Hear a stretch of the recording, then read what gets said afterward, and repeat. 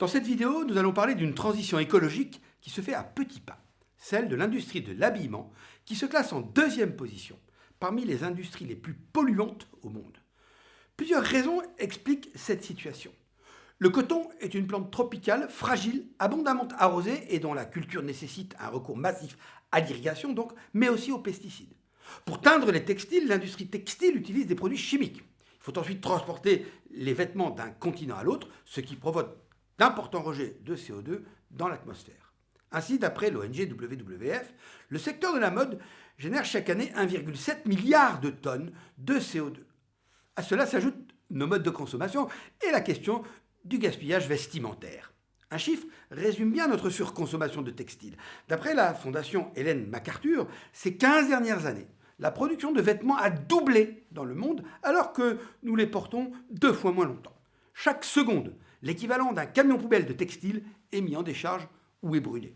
Ainsi, si le modèle actuel basé sur le triptyque Take, Make, Waste reste inchangé, d'ici 2050, l'industrie de la mode consommera un quart du budget carbone mondial, budget déterminé dans le cas où le réchauffement climatique serait maintenu en dessous des 2 degrés Celsius, ce qui est loin d'être acquis. Alors comment réinventer la mode et notre façon de consommer? Et si l'industrie textile contribuait à un monde dans lequel l'homme vivrait en harmonie avec la nature? Dans son étude intitulée « Mode responsable, le guide pour agir », Deloitte Développement durable, en partenariat avec l'Alliance du commerce, présente les 6 étapes du cycle de vie d'un produit, chacune d'entre elles couvrant des enjeux sociaux, économiques et environnementaux sur lesquels les acteurs de la mode auraient des leviers pour agir. Les 6 étapes vont de la production des matières premières à la fin de vie du produit. Elles incluent également les techniques de production, le transport et la logistique, la commercialisation et l'utilisation même du produit par le consommateur.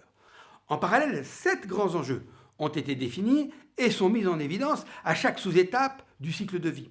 Par exemple, à l'étape utilisation du produit, la sous-étape utilisation, entretien et réparation présente des enjeux en termes de consommation et pollution de l'eau, d'utilisation de produits chimiques et de consommation d'énergie et émissions de CO2. Nous vous invitons à consulter l'étude pour connaître les clés qui y sont présentées pour agir tout au long du cycle de vie d'un produit. Plus globalement, dans son rapport A New Textiles Economy, Redesigning Fashion Future, la fondation Ellen MacArthur présente sa vision d'un nouveau modèle.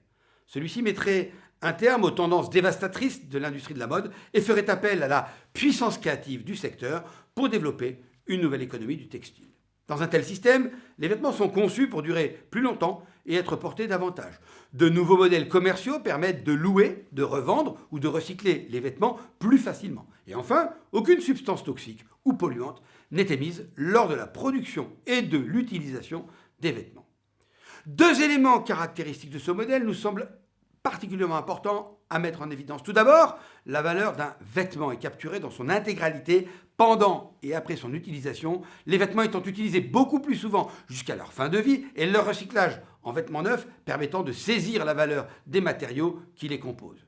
Deuxièmement, et de plus, un tel système doit être pensé pour régénérer les écosystèmes et ne plus polluer l'environnement. Cela implique l'utilisation de ressources strictement renouvelables, ainsi que des méthodes régénératrices qui permettent de reconstituer le capital naturel et de supprimer tous les polluants habituellement émis, tels que les émissions de gaz à effet de serre. L'industrie de l'habillement et du textile sera donc en capacité d'inverser la courbe du réchauffement climatique si le secteur agit de manière ambitieuse. C'est en tout cas ce vers quoi tendent les évolutions actuelles. Vous l'aurez probablement remarqué, nous assistons à l'émergence d'une mode alternative avec de nouvelles entreprises du secteur qui se caractérisent par une diversité d'engagements tels que les jeans Made in France de la marque 1083. Des services de partage et de location se développent également et révolutionnent nos logiques de consommation, comme par exemple le site de location de vêtements et d'accessoires de luxe Panoply. De bonnes pratiques existent donc et tentent de répondre aux nouvelles attentes des consommateurs. Ainsi, d'après l'étude de Deloitte Développement durable en 2018, 44% des consommateurs ont acheté moins de vêtements et pour 40% d'entre eux, il s'agissait d'une déconsommation choisie. L'enjeu pour ces bonnes pratiques est donc de garantir leur passage à l'échelle depuis une quinzaine d'années. Le cadre réglementaire incite progressivement l'industrie textile à développer un écosystème innovant en France et en Europe. À l'échelon européen, le plan d'action en faveur de l'économie circulaire mis en place en mars 2020 présente de nouvelles initiatives à mettre en œuvre tout au long du cycle de vie des produits, notamment dans l'industrie textile. L'Union européenne finance par ailleurs des programmes de recherche et d'innovation, comme le European Clothing Action Plan, ECAP, dans le cadre duquel des projets d'innovation pilotes sur l'ensemble de la chaîne de la valeur de l'habillement ont été menés dans différents pays européens entre 2015 et 2019.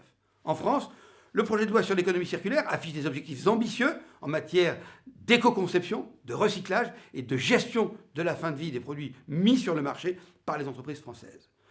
Ce projet fait suite au système de responsabilité élargie du producteur, REP, mis en place en 2008, qui invite les entreprises qui vendent des vêtements de leur propre marque sur le marché français à mettre en place leur propre système de collecte et de recyclage ou à payer une éco-contribution équivalente. Enfin, en 2017, la loi française sur le devoir de vigilance renforce la responsabilité des donneurs d'ordre en matière de contrôle de la chaîne de fournisseurs et sous-traitants, notamment suite au drame du Rana Plaza qui eut lieu en 2013.